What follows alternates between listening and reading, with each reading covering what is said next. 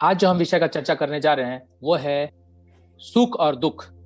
सुख और दुख तो दोनों तरह से हम समझने का प्रयास करेंगे, आधुनिक विज्ञान के हिसाब से और वैदिक ज्ञान के हिसाब से। ये दोनों परिप्रेक्ष्य में हम समझने का प्रयास करेंगे कि सुख का क्या मतलब होता है और दुख का क्या मतलब होता है। ठीक है, तो पहले हम साधारण बुद्धि से समझने का प्रयास करेंगे क्या है सुख और दुख। तो जैसे कि एक उदाहरण है, मैं कुछ उदाहरण बताऊंगा तब आपको आसान होगा समझने के लिए। तो मैं बताऊंगा, जैसे अगर हमको दांत में दर्द हुआ, ठीक है, तो क्या हुआ, ये हो गया जो रिलेटिव सुख है, यानी कि दांत में दर्द हुआ तो आपका दुख है और डॉक्टर का सुख है ना। तो जो रोगी है वो दुखी है और जो इलाज करने वाला डॉक्टर वो सुखी है। आप देखिए, अगर अगर डॉक्टर ही, डेंटिस्ट ने इतना पढ़ाई किया और अगर उसके पास दांत वाले मरीज नहीं आ रहे तो वो तो दुखी रहेंगे ना। तो देखिए अभी प्रकृति में क्या होता है, इस तरह से सुख और दुख होता है। ठीक है, दूसरा एक एग्जांपल लेते हैं कि कोई मरता है अगर, है ना, हम देखते हैं कई बार हम देखते हैं, हमारा अनुभूति है, कोई मरता है तो मरने के बाद क्या होता है, शमशान में जो है, जो लकड़ी बेचने वाला होता है उसके लिए सुख है, लेकिन उसके जो परिवार वाले हैं उसके दुख है। ठीक है ना, तो एक आदमी को सुख मिलता है और उसी तरह से दूसरे आदमी को वही एक्शन के लिए दुखी होना पड़ता है। और विस्तार से और कुछ उदाहरण लेते हैं। अभी मेरा एक मित्र है जो अंकलेश्वर में रहता है, वो अंकलेश्वर में रहता है। तो जब रेलवे स्टेशन पे पहुंचा तो मुझे बहुत गैस गैस जैसा लग रहा है। तो मेरे को क्या होता है, दिक्कत हो रहा है सांस लेने में और इस तरह से। तो लेकिन अंकलेश्वर में रहने वाला जो मेरा मित्र है उनको कोई दिक्कत नहीं हो रहा। तो मेरे लिए क्या है, वहां पर मेरे लिए नया है, तो मेरे को वहां पर जाते ही मेरा अनुभूति हो रहा है कि वहां पर बहुत पॉल्यूशन है। लेकिन जो अंकलेश्वर में रहने वाला है वो मेरा मित्र है ना, तो वो उसके लिए साधारण बात है। मेरे लिए वहां पहुंचना मेरे लिए दुख है। और अंकलेश्वर में रहने वाला, जहाँ पर वो पूरा इंडस्ट्री है, वहाँ गैस पॉल्यूशन है, वहां पर कोई दुख नहीं है। उसी तरह से मुंबई में रहने वाले लोग ट्रेन में सफर करते हैं, तो ट्रेन में सफर करना एक प्रकार का हमारे लिए बहुत दुख है, लेकिन उनके लिए कोई दुख नहीं है क्योंकि यातायात करते हैं। तो इस तरह का सुख और दुख हो सकता है। क्या होता है कि मुझे बताया गया कि कुछ ऐसे शहर हैं जो बहुत पोल्यूटेड है, बहुत उसमें वातावरण दूषित है।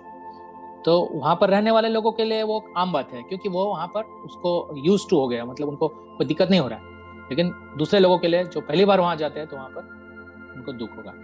तो एक के लिए सुख है, एक के लिए दुख है। उसी तरह से है कि कोई व्यक्ति बॉम्बे के रेलवे स्टेशन के पास रहता है, जैसे बोरीवली है। अभी बोरीवली में वो व्यक्ति वहीं पर ही रात को आराम से सो जाता है, क्यों, और उसको डिस्टर्ब नहीं होता है कोई ट्रेन के आने से। लेकिन वही व्यक्ति कहीं अगर गांधीनगर आ जाए तो उसको नींद नहीं आती है। ऐसा हो रहा है, क्यों?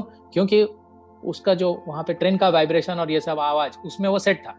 लेकिन वो अगर गांधीनगर आया तो क्या हो गया, उसको नींद नहीं आ रही है, बेचैनी हो रहा है कि क्यों, ऐसे डिस्टर्बेंस ही नहीं है, तो कुछ अजीब लग रहा है। तो इस तरह से जो इंद्रियों के माध्यम से हम समझते हैं ये सुख है और ये दुख है। इसका मैंने बताया, हम डॉक्टर के पास जाते हैं तो हमारा दुख है और डॉक्टर के लिए सुख है। सुख और दुख इस तरह से हम समझ सकते हैं। और विस्तार से देखते हैं, जो विद्यार्थी है उसके लिए क्या सुख है। विद्यार्थी जो है उसके लिए मेहनत करके पढ़ाई करने के बाद जो अच्छे नंबर आते हैं तो वो सुखी हो जाते हैं, और जब अच्छे नंबर नहीं आते तो वो दुखी हो जाता है। तो विद्यार्थी का इस प्रकार से उनका समझ है सुख और दुख का। उसी तरह से युवक है, कोई युवक है तो उसका सुख क्या है, अच्छा दिखना, गाड़ी में घूमना, आईपीएल या फिर ऐसे कुछ देखना, मोबाइल का उपयोग करना, और सबसे बड़ा सुख है उसके लिए सुंदर युवती के साथ घूमना, है ना। तो इस तरह से एक युवक के लिए इस प्रकार से सुख होता है। उसी तरह से युवती के लिए भी सुख है कि मैं सबसे सुंदर दिखूं, मैं सबसे अच्छे कपड़े पहनूं। तो ये सब क्या है, युवती के लिए सुख है। अब वयस्क, अब जब व्यक्ति बड़ा हो जाता है, युवा काल पार करके वयस्क यानी एडल्ट बन जाता है, तब उसके लिए क्या सुख है, परिवार का सुख, जैसे सुंदर पत्नी होना, बच्चे होना, फिर वह बच्चे सुखी से रहना, सभी साधन उसको मिलना, इस प्रकार से सुख। और फिर बच्चों का विवाह करना, ये बड़े लोगों का सुख माना जाता है। बच्चे लोगों का विवाह करके बोलते सेटल हो जाएगा, तो इस प्रकार से सुख है, उनके समझ से ये सुख है। अब एक कथा है, उसको समझते हैं। श्रील प्रभुपाद जो है वो बताते हैं कि एक बार था एक किसान, तो किसान के घर में एक घोड़ा था, उसके पास गाय सभी थे लेकिन एक घोड़ा था। तो वो घोड़ा जो है उसके कारण बहुत अच्छा मतलब मान होता था, उसका सम्मान होता था, बहुत अच्छे किस्म का घोड़ा था। तो एक दिन क्या हो गया कि उसका घोड़ा जो है वो खो गया। तो एकदम से किसान को क्या हुआ, दुख, अरे मेरा इतना अच्छा घोड़ा था वो चला गया, दुख हो गया। लेकिन कुछ समय के बाद वो घोड़ा वापस घर आया, एक घोड़ी के साथ आया। तो किसान को लगा हाँ कितना अच्छा, मेरा घोड़ा तो मिल गया और साथ में घोड़ी भी मिल गई, ठीक है। ये तो उसके लिए सुख की बात थी। लेकिन एक दिन क्या हुआ, ये जो घोड़ी है ना, उसी ने वो किसान का जो लड़का था उसको लात मार दिया। घोड़े लोग धुलत्ती मारते हैं ना वैसे। तो उस समय क्या हो गया, उसका दुख हो गया। देखिए दुख हो गया मतलब क्या कि अभी उसका पैर में चोट आ गया, ठीक है। अभी इसी दौरान सरकार ने घोषणा किया कि एक इमरजेंसी आई जहां पर जितने भी यूथ है, जितने भी जवान है, उसको सबको लड़ाई करने के लिए जाना है, कंपलसरी हो गया था। लेकिन अभी क्या हुआ, ये किसान जो है उसका लड़का भी था, वही जवान था, तो उसको जाना चाहिए था युद्ध में, लेकिन क्योंकि उसका पैर में चोट लगा तो इसलिए उसको नहीं जाना पड़ा। तो इस प्रकार से किसान के लिए अभी क्या हो गया, सुख। तो आप देख सकते हैं कभी सुख फिर कभी दुख, वही चीज दुख का कारण हो जाता है, वही चीज सुख का कारण हो जाता है। अभी एक और उदाहरण लेते हैं, जैसे आपको कोई पकवान, कोई खाने का चीज अच्छा लगता है तो खा लिया, बहुत खा लिया, जरूरत से ज्यादा खा लिया, तो वही चीज आपका ओवर डाइजेशन, बदहजमी बोलते हैं ना उसको, ओवर डाइजेशन, वो उसका वो दुख का कारण हो जाता है। वही चीज, वही वस्तु ज्यादा खा लिया तो दुख का कारण हो जाता है। तो इस प्रकार से हम समझ सकते हैं कि किस प्रकार से दुख और सुख अनुभूति कर सकते हैं। जो अभी समय चल रहा है, अभी सबसे बड़ा दुख का कारण क्या है, अगर किसी को कोई इन्फेक्शन हो गया, खास करके अभी खांसी होने लगा तो उसका दुख शुरू हो जाता है, घबराहट होती है, खांसी हो गए, सर्दी हो गए, क्यों, क्योंकि उसको लगता है कोरोना तो नहीं हो गया, तो अभी उसका घबराहट होता है और दुख शुरू हो जाता है। फिर वो क्या करता है, टेस्टिंग कराता है। टेस्टिंग कराने से अगर वो नेगेटिव आ गया तो क्या हो गया, सुख का कारण है, सुख, हाँ मैं बच गया। लेकिन जैसे पॉजिटिव आया तो उसके ऊपर भारी संकट आ सकती है, भारी संकट छा जाता है और उसको ऐसा लगता है पता नहीं क्या होगा, क्योंकि मोस्टली जो है अगर कोरोना पॉजिटिव निकल गया तो इट लीड्स टू डेथ, और बहुत कम समय में डेथ हो जाता है। तो इस तरह से वो अनुभूति कर सकता है। तो ये सब समस्या है हमारे पास, ये जो हम देख रहे हैं, कभी सुख होता है कभी दुख होता है। जैसे कि आपके सिर में दर्द हुआ तो मॉडर्न इलाज क्या है कि पेन किलर ले लो।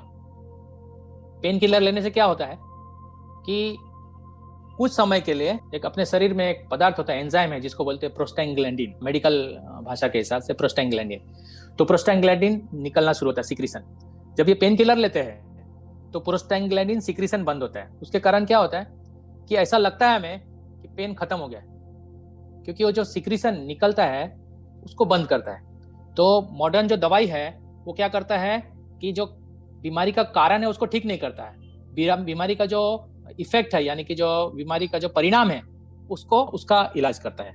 तो जैसे सर्दी है, खांसी है, सर्दी खांसी या कुछ ऐसे कोई भी दूसरा कोई भी बीमारी है, जैसे डायबिटीज है, तो डायबिटीज में क्या करते हैं कि डायबिटीज में क्या होता है, जो भी मतलब मेडिकली जो भी होता है उसके हिसाब से ट्रीटमेंट होता है। तो वो ट्रीटमेंट क्या होता है कि उससे ब्लड शुगर लेवल जो है वो, ऐसा कोई इलाज नहीं है कि उसका कि ब्लड शुगर लेवल कम हो जाए, ऐसा नहीं होता। जबकि आयुर्वेद में कैसा है, जो आयुर्वेद भी कहां से आया, आयुर्वेद कहां से आया है, वेद प्रमाण से आया है। आयुर्वेद जो है वेद से आया है।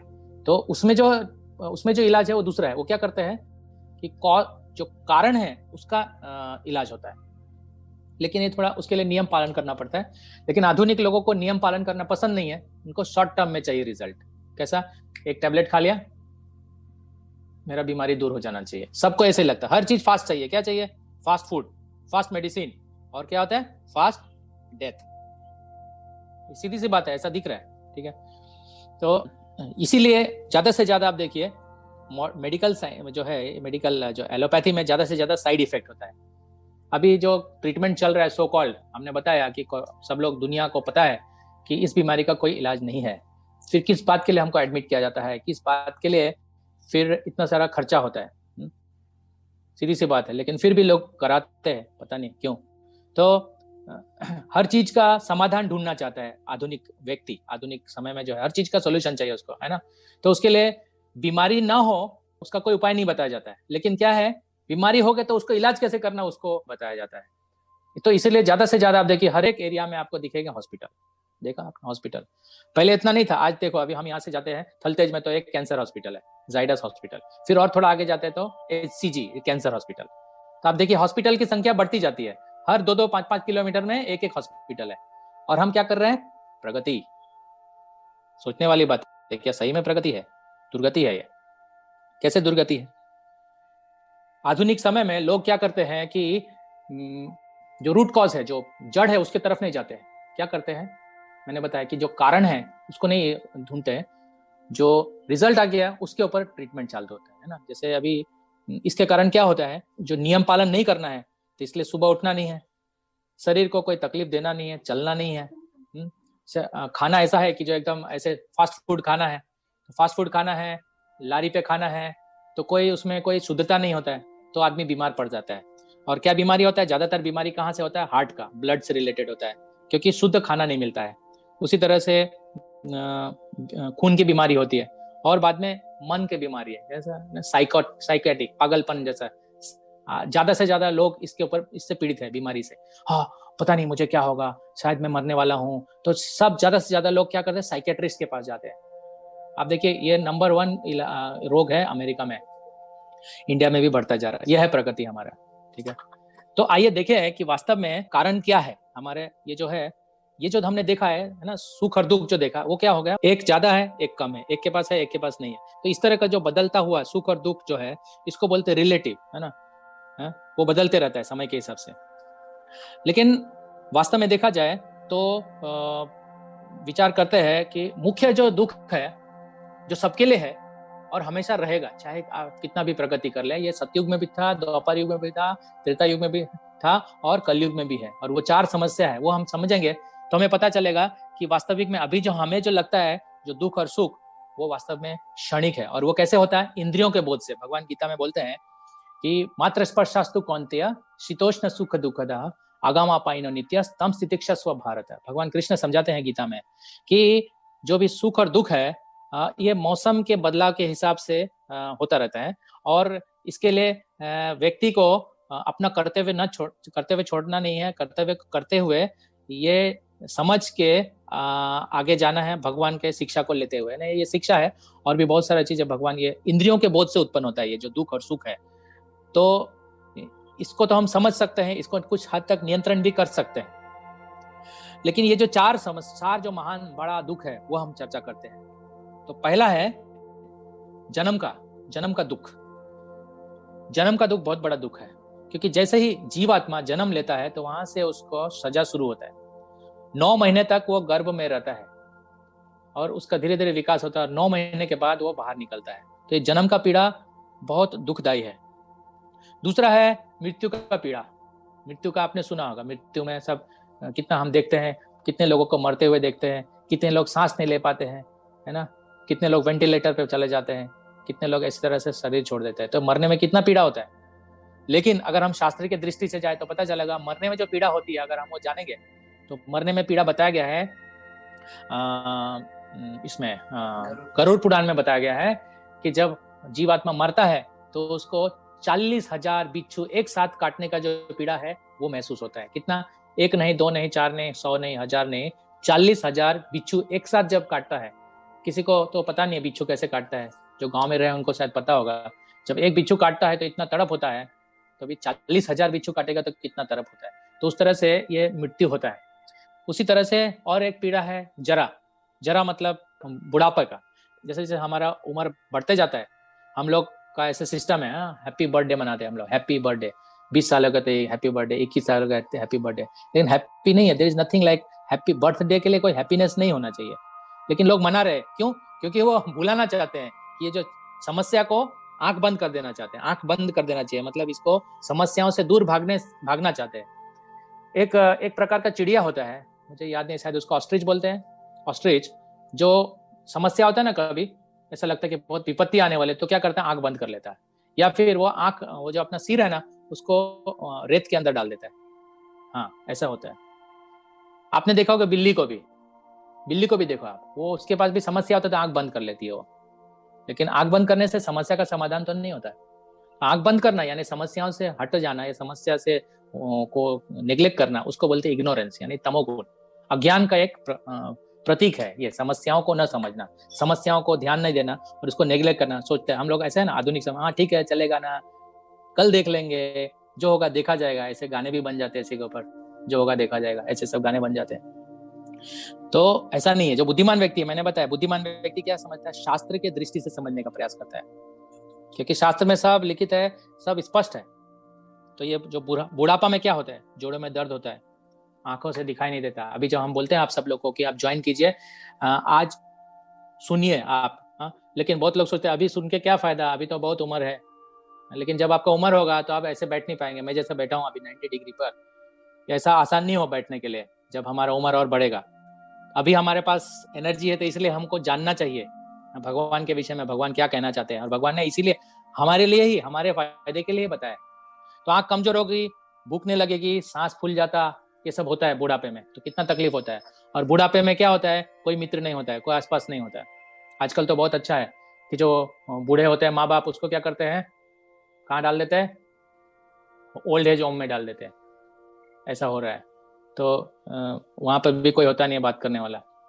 फिर बाद में व्याधि यानी बीमारी का मैंने बताया कि बीमारी, जैसे ही बीमारी होती है तो हर आदमी को बीमारी झेलना पड़ेगा। ऐसा कोई भी व्यक्ति नहीं है दुनिया में जो बोल सके कि मैं कभी भी बीमार नहीं पड़ूंगा, है ना। तो ये बीमारी का समस्या आप जानते हैं। अभी लेटेस्ट जो बीमारी है वो है आपके सामने कोविड-19। और ऐसा नहीं है कि कोविड-19, उससे पहले भी बहुत सारा था, प्लेग था, एपिडेमिक था, बहुत कुछ था, आते रहता है जाते रहता है, ठीक है। तो ये जो 4 मुख्य समस्या है, क्या है, जन्म का, मृत्यु का, बुढ़ापा का और बीमारी का, ये 4 समस्या है। अभी नहीं रहेगा, ये सबके लिए कॉमन है। चाहे आप अमीर हो, गरीब हो, अफ्रीकन हो, यूरोपियन हो, इंडियन हो, चाइनीज हो, या कहीं पर भी रहते हो, या देवलोक में भी रहते हो, तो वहां पर भी ये 4 समस्या है। इसके अलावा 3 और समस्या है जिसको क्लेश बोलते हैं। क्लेश अभी वो समझने का प्रयास करेंगे, क्लेश क्या होता है। एक क्लेश होता है जो जैसे आज देखा आपने, शायद कल सुबह बहुत ज्यादा बारिश हो गई, तो ये जो है एक प्रकार का क्लेश है। मौसम में बहुत ज्यादा बदलाव, बहुत ज्यादा बारिश हो जाना, या फिर बारिश कहीं कहीं तो सालों साल बारिश नहीं होता है, कई साल बारिश नहीं होता है। ये जो है देवी देवता दिया गया क्लेश है, आदि दैविक क्लेश बोलते हैं। ये प्लेग होना, स्वाइन फ्लू होना, ये सब जो है वो ये एक प्रकार का क्लेश है, जो बीमारी भी है और क्लेश भी है। वो 4 समस्या जो बीमारी है उसमें भी वही चीज लागू पड़ता है। और ये जो मैंने बताया आदि दैविक, यानी कि प्रकृति के द्वारा दिया गया प्रकोप।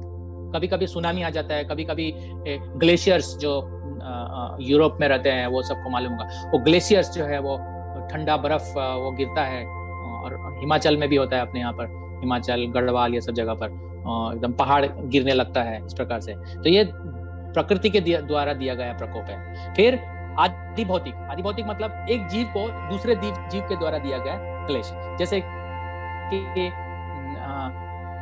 एक व्यक्ति वो चल रहा है रास्ते में और अचानक किसी ने उसको रोड पर उसको मार दिया, या फिर कोई एक जीव है, किसी सांप ने काट लिया या मच्छर काट लिया।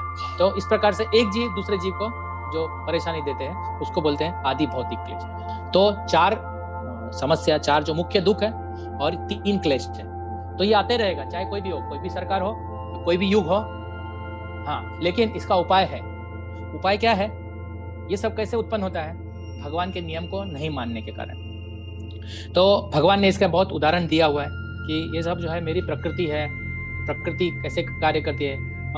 भगवान जो है परम है। तो ऐसा नहीं है कि हम भगवान को मानेंगे तो हमारा मृत्यु नहीं होगा। मृत्यु होगा, हर एक व्यक्ति जिसने भी जन्म लिया उसका मृत्यु होगा, फिर बाद में फिर से जन्म होगा। तो ये साइकिल चलता रहेगा। तो ये जो है रिलेटिव सुख और दुख होता है, लेकिन परमानेंट सुख और दुख जो है वो बहुत महत्वपूर्ण है हमारे जीवन में, और वो समझना है। तो वो 4 चीज मैंने बताया कि जन्म का, मृत्यु का, बुढ़ापा और बीमारी का। तो कोई ये बोल सकता है कि ये दुख तो है, तो फिर हमारा क्या करना चाहिए हमें? हाँ, यस, इसी को समझने के लिए हमारा बुद्धि लगाना चाहिए। लेकिन हमारा बुद्धि अभी उस स्तर पे नहीं है। हमारा बुद्धि किस स्तर पर है कि अपने इंद्रियों के माध्यम से समझने का प्रयास करते हैं। ये तरीका त्रुटिपूर्ण है ना। और सही क्या तरीका है? वेद प्रमाण या शास्त्र प्रमाण या श्रुति प्रमाण, है ना, उसी को बोलते हैं। ये कई नाम है उनके, अपौरुषीय ज्ञान, वैदिक ज्ञान, है ना। तो अगर हम समस्याओं को समझने का प्रयास करेंगे तब हम उसका वास्तविक में उपाय ला सकते हैं। भगवान जैसे बोलते हैं गीता में कि जन्म कर्म च में दिव्यम एवं यो वेत्ति तत्वता त्यक्त्वा देहम पुनर्जन्म नायति मामेति स्वर्जन। तो हमें समझना है भगवत गीता से कि ये विज्ञान जो है ये आत्मा और परमात्मा भगवान कृष्ण के बीच का संबंध का ज्ञान है। भगवान बोल रहे हैं कि जो मेरे जन्म तथा कर्म के दिव्यता को तत्व से जानता है तो क्या होगा, उसका फल यह है कि जो ऐसा जानता है उसको फिर से वापस जन्म नहीं लेना पड़ेगा। तो क्या होगा, भगवान बोलते हैं वो मेरे पास आएगा। अभी भगवत गीता से हमें आगे के एडवांस कोर्स में हमको समझ में आएगा ठीक तरह से, लेकिन ये समरी में मैं बताने का प्रयास कर रहा हूँ कि भगवान बोल रहे हैं कि जो ऐसा समझ पाएगा व्यक्ति कि जीवात्मा और परमात्मा भगवान कौन है, क्या संबंध है उनके बीच में, तो ऐसा समझने से ही, खाली समझने से ही क्या होगा, दूसरा स्टेप ये होगा कि समझने के बाद वो क्या करेगा, भगवान को समर्पण करेगा। अभी हम किसको समर्पण कर रहे हैं, टेम्पोररी चीज को समर्पण कर रहे हैं। हम एक मालिक को चुनते हैं जो खुद ही मरने वाला है, फिर दूसरा मालिक को चुनते हैं वो भी मरने वाला है। लेकिन भगवान ऐसा नहीं है, भगवान तो नित्य है, और वो जो नित्य है उनके संपर्क में आने से हम जो वास्तव में नित्य है वो अपनी स्थिति को समझ पाएंगे। और जैसे ये स्थिति समझते हैं तो भगवान बताते हैं, 5वें अध्याय में बताते हैं, 5वें अध्याय के अंतिम श्लोक में भगवान बताते हैं, भोक्ताराम यज्ञ तपसम सर्वलोक महेश्वरम सुहृदम सर्वभूतानाम ज्ञात्वा माम शांतिम रक्षति। तो रियली समाज में क्या है, समस्या क्या है आज के समाज में, कि शांति नहीं है। हर तरह से कहां पर है, एकदम जो मन है वो विचलित रहता है, कोई एकदम कोई भी चीज में वो तनाव में रहता है, तनावग्रस्त में रहता है। लेकिन भगवान यहाँ पे बोलते हैं कि जो व्यक्ति ये समझ ले उसका संबंध भगवान के साथ क्या, ये जान ले कि मैं है ना, हमारा आपका मेरा सब। भगवान बोलते हैं कि हम बीज प्रदा पिता, भगवान के हम पुत्र हैं। भगवान जो है बीज देते हैं और तभी हम उत्पन्न होते हैं, मतलब हम ये शरीर वाला जो है, शरीर जो है उत्पन्न होता है। हम तो आत्मा है, सनातन अंश है भगवान के। तो जब हम ये स्थिति पर, स्तर पर आएंगे तो हमारा भगवान के साथ जो संबंध स्थापित होगा, तब मुझे पता चलेगा ओ मेरा पिता, ये सब मेरे पिताजी की संपत्ति है। भगवान बोलते हैं भूमिरो अप अनल वायु खम मनो बुद्धि रेवचा अहंकारित्यम में भिन्ना प्रकृति रिष्टता। भगवान बोलते हैं ये सारा सृष्टि, आध्यात्मिक और भौतिक जगत सब मेरा है। तो आप समझिए वही पिता के अंश है हम। जब आप वो स्थिति में आएंगे तब आपको पता चलेगा आपके पिता कितना शक्तिमान है, रियली वही सुप्रीम पर्सनालिटी है। भगवान कृष्ण जो है सबके पिता है। तो जब आप इस स्थिति में आएंगे ना तो आपको ये जो छोटा मोटा समस्या है ना वो कुछ भी नहीं लगेगा, सबको पार कर जाएंगे आप। यही गीता में भगवान बोलते हैं। ये माया शक्ति को पार करना बहुत कठिन है। भगवान बोलते हैं मामेव प्रपद्यन्ते मया मेताम तरन्ति ते। भगवान बोलते हैं जो मेरा शरणागति होता है मैं उसको सारा, वो आसानी से, ये भौतिक जो क्लेश है, मैंने बताया ना भौतिक क्लेश, 3 क्लेश है। क्या है बताएं, सब आपको बताया मैंने, आदि दैविक, आदि भौतिक, आध्यात्मिक क्लेश, 4 दुख, जन्म का, मृत्यु का, बुढ़ापा का और बीमारी का। कोई भी व्यक्ति ये 4 दुख और ये 3 क्लेश से छुटकारा नहीं दिला सकता है। अगर कोई दिला सकता है तो आप मुझे नंबर दीजिए, मैं उनके पास जाऊंगा। लेकिन दुर्भाग्य है ये चैलेंज कोई स्वीकार नहीं कर सकता। भगवान के सिवा कोई नहीं दिला सकता हमको इस चीज से राहत। और भगवान ये घोषणा करते हैं सर्वधर्मान परित्याज मामेकं शरणं व्रज अहं त्वं सर्व पापेभ्यो मोक्षयिष्यामि मा शुचा। तो इस तरह से भगवान हमें पुकारते हैं, हमें बुलाते हैं। तो आपको इसलिए हम कर रहे हैं, बता रहे हैं ताकि आप प्रेरित हो इस भगवत गीता को पढ़ने के लिए। ठीक है, तो यहाँ पर मैं समाप्त करता हूँ।